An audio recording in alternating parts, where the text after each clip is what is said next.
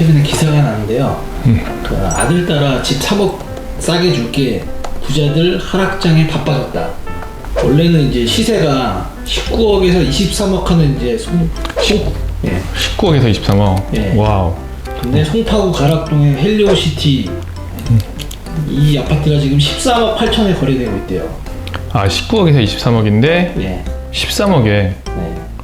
엄청 떨어졌네. 근데 거래를 한 사람이 가족이니까. 아, 가족 간의 거래구나. 가족 간의 거래. 예. 이게 가족 간의 거래 거면은 통상 이제 부모님이 자식한테, 아들이나 딸들한테 주는 이런 형식의 거래이겠죠? 그렇죠. 이게 요즘처럼 집값이 떨어지는 하락기에 가능한 일인데요.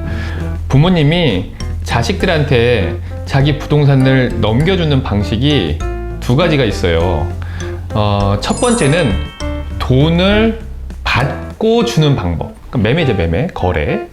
두 번째는 돈 안 받고 그냥 주는 방법. 증여죠. 보통 일반적으로는 그냥 증여하는 게 일반적이지 않나요?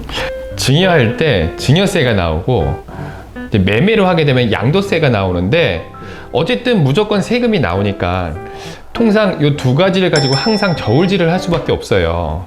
그래서 한 2, 3년 전만 해도 집값이 계속 올라갈 때였으니까 집값이 올라가고 비쌀 때는 아예 증여세가 낮다라고 생각하고 증여를 하는 경우가 많이 있고요.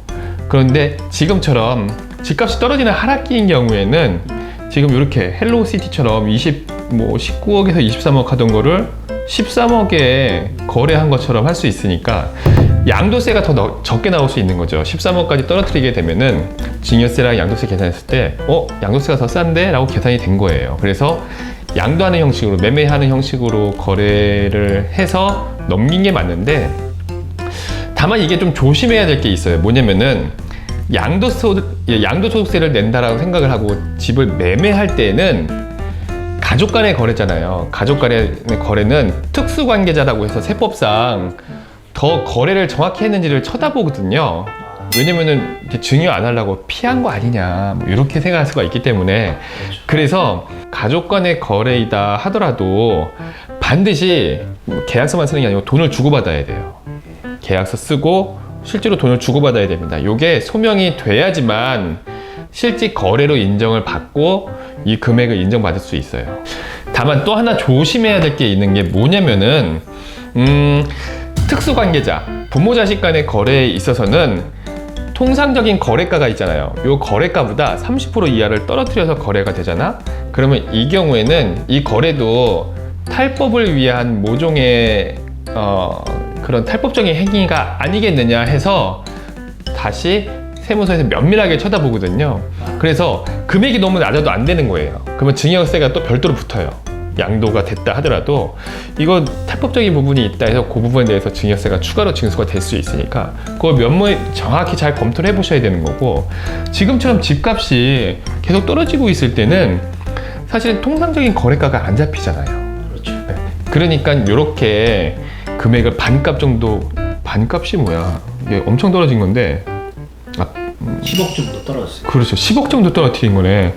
10억 정도 떨어뜨리면서까지 거래를 하더라도 통상적인 거래가가 잡히지가 않으니까 가능할 걸로 판단을 하고 이렇게 일을 했을 건데, 글쎄 구체적으로는 이 세안을 한번 봐야 될 것 같아요. 그들끼리 거래한 게 제 생각에는 어쩌면은 요거 증여 소지가 있지 않느냐라고 해서 세무서에서 다시 한번 체크를 할 수도 있을 거라고 생각이 돼요. 정리하면은 집값이 많이 올라갔을 때는, 그러니까 집값이 비쌀 때는 양도를 하느냐 증여를 하느냐에서 세금을 비교할 텐데 증여세가 좀 더 싼 경우가 많을 수 있고, 그런데 거꾸로 지금처럼 집값이 떨어진다라고 하면은 오히려 증여보다는 돈을 정상적으로 주고받으면서 매매를 하게 되면 양도세가 더 저렴할 수 있다.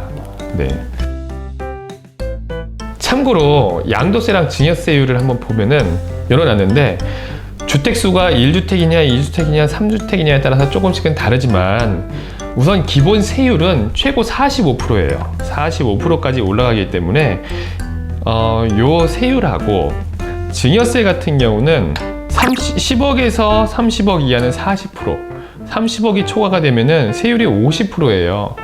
예, 근데 이제 누진 뭐 공제도 있고 과표도 잡는 게 조금씩은 다르긴 한데 10억에서 30억 이하니까 40%네. 예, 40%인데 증여세율이 40%인 거하고 아까 양도세율이 45%까지 올라가거든요. 최고세율이. 요거랑 상호 비교를 하면서 세무사님과 상담을 받아서 저렴한 걸로 보고 결정을 해야 되는 거죠.